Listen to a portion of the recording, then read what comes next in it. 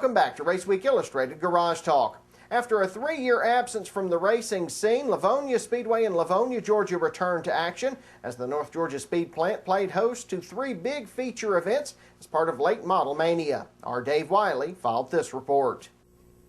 Fans packed the grandstand at New Lavonia Speedway on Sunday, March 10th as the 3/8 mile dirt track held its grand reopening after 3 years of inactivity and a major renovation of the legendary racing facility. It was the 3rd and final day of Lavonia's Late Model Mania as 3 sanctioned racing series held big check payday features. First up was the FASTRAK Late Model Series.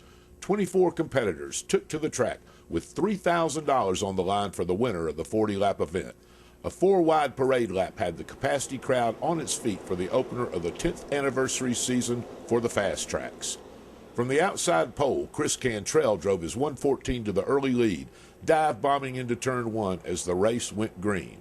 Hartwell, Georgia's Parker Herring in the 27 was 3 car lengths behind at the end of lap 1, with Augustus Clay Knight moving into the 42 into 3rd as the rest of the field battled for position.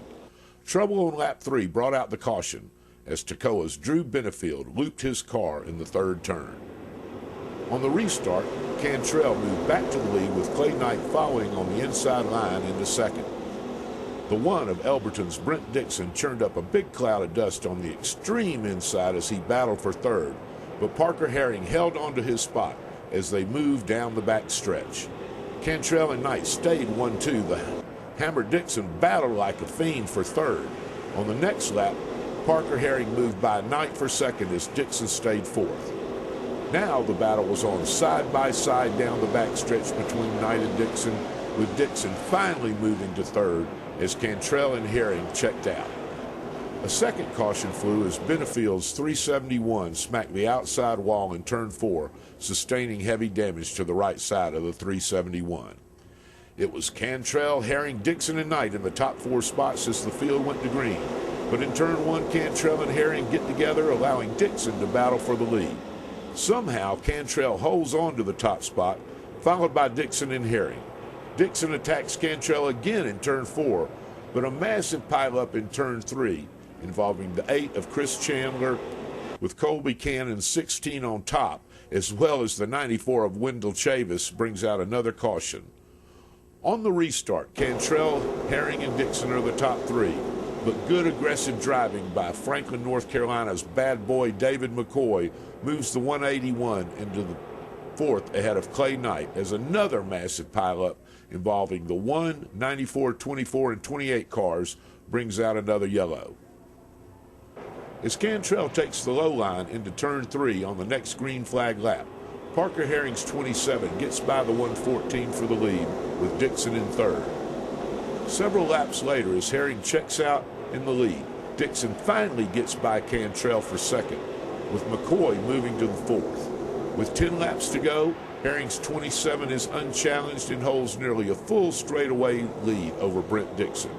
A real battle is for 3rd as David Bad Boy McCoy's 187 is in a continual battle for the 3rd spot held by the 114 of Chester, South Carolina's Chris Cantrell. Digging, diving, and banging metal, McCoy finally gets by Cantrell for 3rd, with only 6 laps to go in the 40-lap fast-track feature. A subsequent crash in turn 2 leads to a 5-lap dash for the cash. On the restart, it's Herring, Dixon, McCoy, and Cantrell in the top 4 spots in front of the massive Lavonia crowd. It would stay that way until lap 38 when the A1 of Toccoa's Jimmy Ivester sustains major damage in turn 4.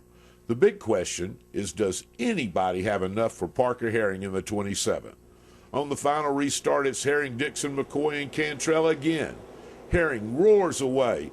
Cantrell lags in 4th, and McCoy is glued to the back of Dixon heading into turn 1, but he just can't get by him. Parker Herring takes the checkered flag with Brent Dixon, David McCoy, Chris Cantrell, and Lee Cooper rounding out the top 5 in the Fast Track season opener. Let's hear from the winner. Yeah, my car, I think I was geared a little bit higher than Cantrell. Cantrell could get me off the go, but my car would get better on the long run. We kept having a lot of caution, but I know if I could keep 2nd and get some long runs, I might could do something with him. But Brent was right behind me, and he was pushing me too. And everybody was fighting for equal ground. Well, that's fantastic. Well, tell us, how does it feel to win this thing? It's a real honor to win this race since Lavonia's come back. You know, they've done a lot of improvements here, and they got the track shaped. They brought a bunch of people in, and that's a real honor. After 2 botched starts and 2 big pileups on lap 1, along with technical race receiver issues, the Southeastern Late Model Sportsman feature finally got underway at the new Lavonia Speedway. Kenny Collins, Ethan Hunter, David McCoy, and Gus Simpson led the field to the green flag. Hunter, Collins, and Simpson are the top 3 heading down the backstretch before, unbelievably, another spin-out in turn 2 brings out the caution before even 1 lap is complete. Race officials make the call for a single-file start as the Lavonia crowd grows just a bit impatient. Collins, Hunter, and Simpson lead the field out of turn 4 single file. The 3 cars would stay as the top 3 for 9 laps as Collins catches up to the back of the field. Collins' 1 car takes the outside line around the 73 of Chris Nickerson heading into turn 4. Hunter's 15 goes low and draws alongside Collins as the 2 head down the front stretch. Collins hangs on to the top spot as Nickerson slides wide in turn 1. As the leaders head into turn 3, a big wreck in turn 4 threatens to collect the top 2. The 53 of Chad Puckett, J.R. Hedden's 1X, the 17 of Lee Collenbach, and Bobby Sexton's 99 are the culprits, and the red flag stops the field to sort things out. Collins and Hunter are again the top 2 as the field goes back to green flag racing. It stayed that way until lap 14, when a dust-up in turn 1 collects the 11 of Gus Simpson and the A1 of Jimmy Ivester. Both cars were able to continue. Collins, Hunter, the Boo car of Josh Henry, and Randy Dillard's 51 are the top 4 as the race hits the midway point of the 30-lap feature. Collins continues to build an additional car length lead with each completed lap. Time is running out for the other competitors as Kenny Collins tries to take the 1 car to a wire-to-wire victory. On lap 25, Collins again catches up to lap traffic, passing the A1 car of Jimmy Ivester. Collins simply continues to check out and builds a massive lead over Ethan Hunter's second-place 15 as the white flag flies 1 to go.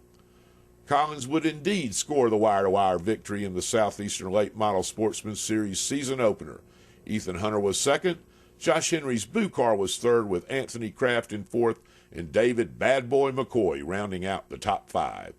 Let's hear from the winner in Victory Lane. We had a great race car. It's a brand new Barry Wright. It's the first time we raced it. I thank Barry and Lance getting us to us in a rush, and Sammy at Precision Suspension.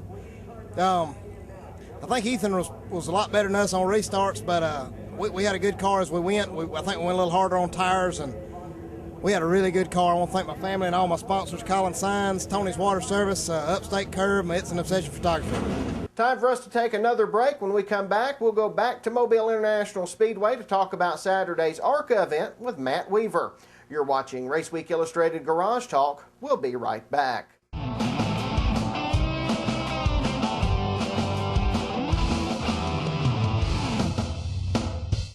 From the dirt roads of yesterday to the super speedways of today, you can see the history of auto racing at the Georgia Racing Hall of Fame in Dawsonville. See the beginnings of modern stock car racing from the moonshiners to today's young guns. See the cars the legends drove. Take a walk through the Hall of Fame and visit the Elliott Family Room where Dawsonville legend Bill Elliott's trophies are on display.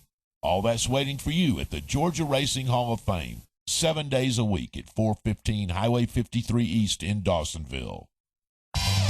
Whether you're visiting the area or this is your home, for family fun, make your plans now. Head to Phonopolis Family Fun Center.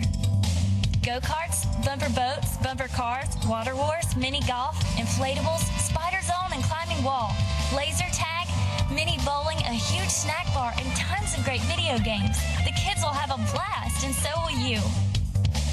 Don't forget, with advanced reservations, Phonopolis has lots of group packages available, and they'll host your birthday parties too. Phonopolis Family Fun Center, Highway 441, Banks Crossing, Commerce.